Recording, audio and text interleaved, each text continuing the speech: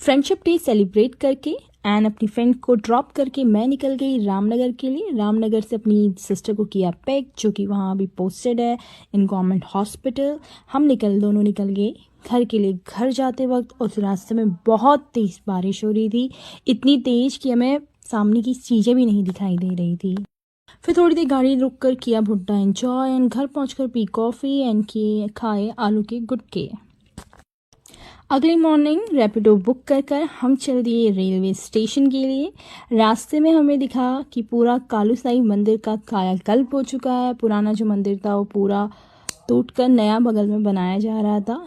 Railway station पहुंचकर फिर हमने की दिल्ली के लिए सवारी। नई दिल्ली पहुंचकर की मिस्टर आरू से मीटिंग। मिस्टर आरू मेरी बड़ी सिस्टर का बेबी बॉय है। मिस्टर आरू के लिए हमने जो प्रेजेंट लिए थे हमने उसे वो दिखाए। उसे तो पहले समझ में नहीं आए एंड फिर वो उनके साथ खेलना स्टार्ट कर दिया।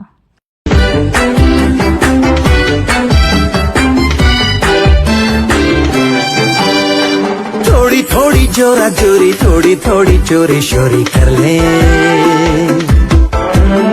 अगली मॉर्निंग में हम लोग निकल गए चांदनी चौक के लिए। चांदनी चौक में इतना ज़्यादा रश था मार्केट के अंदर कि क्या ही बताएं। मार्केट एंटर थोड़ा चलते ही हम लोग को लग गई भूख। हमने की पहले पेट पूजा एंड देन फिर हमने अपनी शॉपिंग को कैरी ऑन किया।